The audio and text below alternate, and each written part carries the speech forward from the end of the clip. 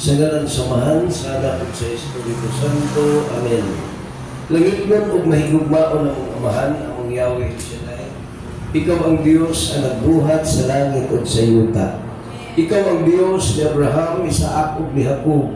Ikaw ang Diyos ang gisimba sa mga katigulangan. Ug ikaw usab ang Diyos nga mo gisimba karong gabion na diha sa Espiritu ug kamatuoran. Langit nun among amahan, salamat o Diyos sa lain na siya. Ngahigayon ni mong gihatag kanamo aron kami makadaig, magasimba no sa diha kanimo aron masinati na mo ang imong presensya. Nangito na mong amahan among giangkon nga dili kami takos among pagdangop diha kanimo karong gabion na tungod kami adunay mga kalapasan. Busa magayo kami kapasayloan tungod kami nakasala pinagis daw ta ng una-una sa among pagpanulti among mga pagkulang diha kanimo. Lord, hugasi kami tanan pinagi sa lapas nga dugo sa mong bugtong anak aron kami mahimong angayan. Among giangkon nga doon na nakaigiandam at katubagan sa mga dunay problema o kayuhan atong mga dunay kalatian. Kining tanan, Lord, among giangkon ang lain usab kadaugan kalampusan sa imong gibuhaton. Sa ngalan samahan, Anak, Espiritu Santo. Amen. At nagkakamalinaw sa tulong sa Diyos. Ato pagkasaluhan mga igsoon pagkinang Ebanghelyo sa Lucas Kapitulo 4, versikulo 1 nga to sa mga sumusunod. Mao kini ang Ebanghelyo para kanang umabot Domingo, karniro nga Domingo sa Kwaresma. Nagaingon mga igsoon si Jesus nga puno sa Espiritu Santo mibiya sa Jordan.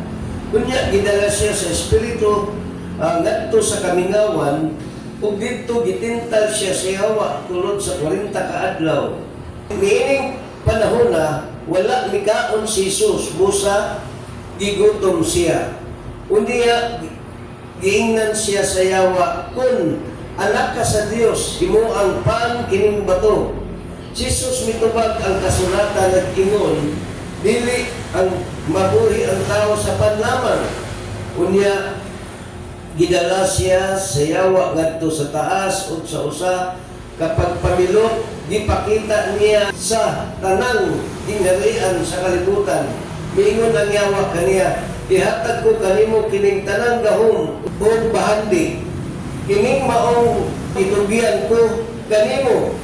Kaya ako makahatag kanimo bisan unsa kinsa nga gusto kong hatagan. Maimo unya kining tanan. Kung muluhod ka sa akong atubangan. Si Jesus mitubag ang kasulatan nag-ingon, simbaha ang Ginoo sa nga imong Dios ug siya lamang ang alagari. Unya gidala siya sa Yawa ngadto sa Jerusalem ug gipahiluna siya sa kinatumyan bahin sa templo ug giingnan siya, kung ikaw anak sa Diyos, ambak ngadto sa ubos kay nag-ingon man ang kasulatan, ang Diyos magsubok sa iyang mga anghel sa pagbantay pag-ayo kanimo. Kini nag-ingon usab, sapnayon ka nila sa ilang mga kamot aron dili madugmok sa bato bisan gani ang imong tiil. Si Jesus mitubag ang kasulatan nag-ingon, ayaw tintala ang Ginoo nga imong Dios. Human si Jesus tintala sa Yawa sa tanang paagi bibiya kaniya ang Yawa sa mga Diyo. Mga igsuon ang Ebanghelyo sa atong Ginoo. Palakpakan nato si Lord. Tintal sa ato ang Ginoong Jesucristo dito sa wilderness. Amen. Kung kinay mong mensahe, kung kinay ang Ebanghelyo para karong umaabot Domingo, o kung kinay permiro na Domingo sa Kwaresma. Amen. Sa atong tagsa-tagsa ng mga kinabuhi bilang mga Kristohanon, importante kayo ang sitwasyon nga di naaampat na fasting, ayuno. Kasama na sa Binisayana na puwasa.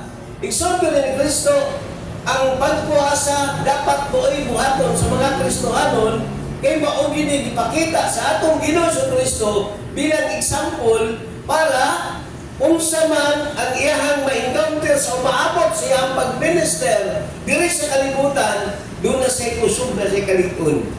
Amen? Jesus nag-fasting o 40 kadlaw, 40 kagabi.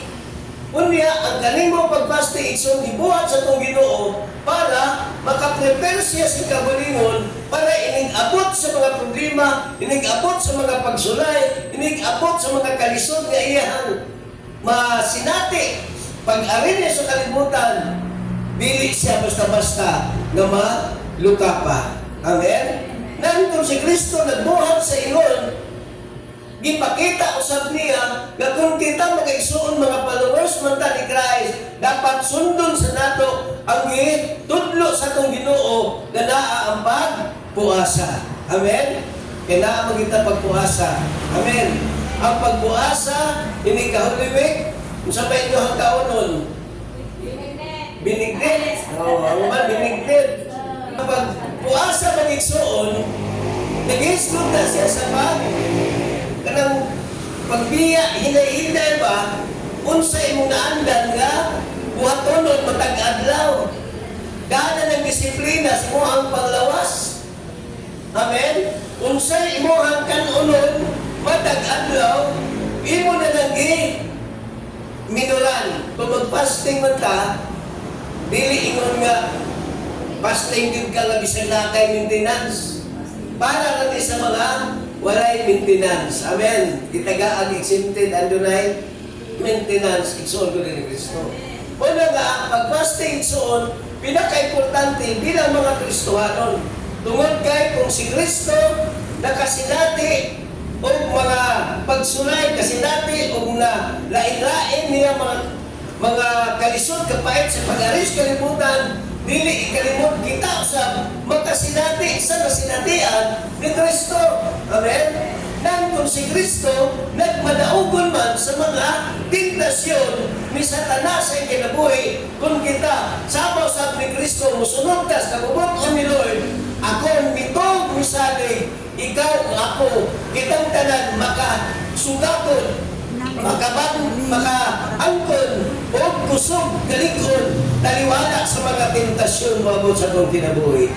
Ang pag-fasting igsoon, dili lang pagkaon ng meter, kaon ka o binigyan. Dili lang sa pagkaon ka, pag-fasting, dili, unsay naanda ni mong buhatonon sa matag adlaw, musad na imuhang hinay-hinayan o tangtang. Amen? Kung nagtangtang ka, paggamay ta sa kaon, dapat kuhaan sa nato ang ato ang gibuhaton, atong naandan, diha sa matag adlaw sa atong pagkinabuhi ng kalibutan. Kung sa may naandan nato, ini kabuntag, samuan, ani kabuntag, wala na rin, gawas mo, na rin magpundok. Ngayon nga, oy, ay, doon ay gitawag ang asawa ba? Gitawag sa iyong bala. Dali sa akin, ato na kutubawan. Ingon sa asawa, unyara, kinay bagong isyu. So, sige nung opo. Kung saan itong nagpundo, mga marites. Una nga karong, ulawin, panahon nating fasting, dili ang pagkaon na nato ang kontrolon, hasta nato ang naandan nga kuhaton, nga dili maayo. Pagdanaw kang disiplina at pagpaglawat, dili lang huliwing ka mag-disiplina. Talang adlaw, mag-disiplina. Amen? Makaayo sa physical, makaayo pa sa spiritual. Amen? Tungod kaya pag-fasting, makasuod na nimo diha sa ato ang Diyos. Tungod kaya diha sa fasting, dili naman ka nagpuasa ka sa pagkaon, dili nag-pray man ka, nag-pray man ka, diha ni Lord. Amen? Dili kay fasting na natin nili, apili mo pag-ampo. Kaya sa pag-ampo, anak ka maka-angkon o kusog galikon para unsay mga buhatong sa demonyo na atong kinabuhi, di ka ma-unsay doon. Di ka ma-discourage. Kung dili malikon, hinuon ka. Ano man, doon na may Diyos na mutabang nimo taliwala sa mga tentasyon mabot sa itong kinabuhi. Mahitabo ang ingon niya, God will provide. tungod kay naa ni Lord ang tanan nimong panginahanglanon. Amen. Karon igsuon ko ni Kristo asa man nimo masinati nga huyang ka diha dapita pangayo kusog ni Lord. Asa ka dapit nga dali lagi kang madaa sa kaaway pangayo gahom ni Lord para ikaw makalahutay sa mga tentasyon na moabot sa itong kinabuhi. Igsuon si Kristo nagpadaogon dili tungod kay siya Dios kundi tungod siya pagkamasinugtanon sa amahan nga tuwa sa langit. Pag nangatong pagkamasinugtanon diha kaniya magdepende tadi kaniya kung sa may mga butang nga imong gikinahanglan sa bilis kalibutan na may ilungdan na makasala ka malayo ka sa Ginoo. Sino dapat kay siya lang ang muhatag paagi para ikaw makalingkawas sa mga temptation mo sa iyong kinabuhi. Si Lord may promise nga ang iyang mga pangako pag muluod tadi kaniya mahitabo gyud sa itong kinabuhi. Angan kaniya balanta niya sa imong pagduol karon panghawakan natin ang mga pangako ni Lord. Panginoon, lumalapit sa iyo.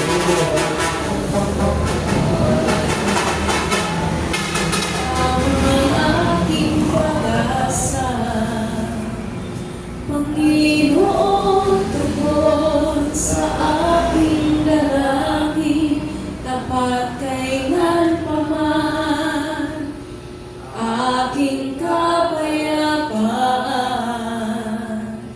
Pangako niyo'y aking panghahawakan. Pangako niyo'y ang dami kong sandigan. Pangako niyo'y tapat, magpakailanman ako ay di iwan. Kung pababayaan man, pangako niyo'y aking panghahawakan. Tubag sa itong Ginoo, huwag kay lain nga alagaran, dili ang Diablo kung dili ang Diyos lamang. Sumala pa sa 2 Corinthians chapter 11 verse 12, ayaw kamo pagpakasal sa kalibutan kung dili ang lamang ni Kristo. Ikaduha, kapag tintal igsoon o kapag tintal mga igsoon ni Kristo, bahin sa pan. Naniingon diha sa 1:63 ang mga pulong sa Dios, Espiritu o kinabuhi. Kung pa doon ay kinabuhi ang pulong sa Dios na dapat natong kamdanan kanunay. Kung ikatulong na pagtintal sa Ginoo mga igsoon, nagpaambak siya, pinaag Diyos mo, padala ang anghel. Kung pasabot igsoon ko rin ng Kristo, 1 Peter chapter 5 verse 5, niingon mga igsoon, ang Diyos dili magpakita sa iyahang gahom sa mga taong mga mahambugiro.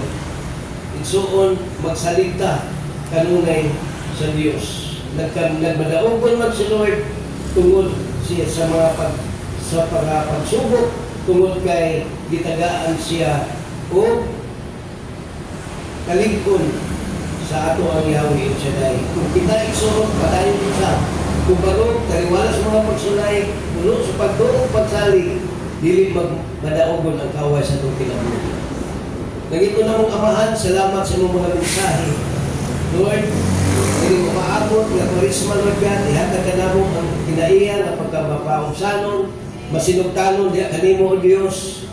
Lord, i-bless mo, ang katusa ka na mo, ilabi na ang dunay mga balatian karon, among gisandig diya kanimo, Lord. Kinsamay doon ay balatian, ikaw ang muhatag kaayuhan, doon ay mga problema, ikaw muhatag solusyon, ang muhatag healing, and deliverance sa akong mga kaigsunan, ang gulya kanimo, nga padayon ka magbukbuk karong gabion na sa panalangin. Sa akong mga kaigsunan, doon ay trabaho, i-bless mo, ang nagnegosyo, panalangin ni Lord, niwailain nga mag-proteher sa mutag sa tagsa ka kinabuhi kundi ikaw lamang, ikaw magdugang Lord sa ilahang mga negosyo, palabuan Lord ang ilahang negosyo para makatabang usab sa ilahang gibuhaton. Yan, sa imong gibuhaton din hiyawin sila. Lord, i-bless mo ang imong gigamit, coordinator, assistant coordinator, secretary, treasurer, Juan, tanang tao Lord, namiduot ka Lord, among giangkon nga tibuok na mong pamilya, padayon mo panalanginan. Lord, kabuota sila, asa man sila karon o Diyos. Kay kami na sayon, ang imong kamot, taas kayo, kaya mo silang kabuton, kaya mo silang hikapon, kaya mo silang tanugon sa ilang mga balatian, among giangkon ang kayuhan, in Jesus' name. Hallelujah, hallelujah, hallelujah, hallelujah. Lord, salamat kayo na mong giangkon, na ilang mga halad, pipik silang kinitaan, gikan sila kasing-kasing, makatabang kinismong gibuhaton, ibalik na ito kanila, siksik, ligligrat na buong habaw. Ang pagpamauli, ang giangkon ang divine protection. God be the highest glory in Jesus' name. Amen. Sa samahan, anak, Espiritu Santo. Amen.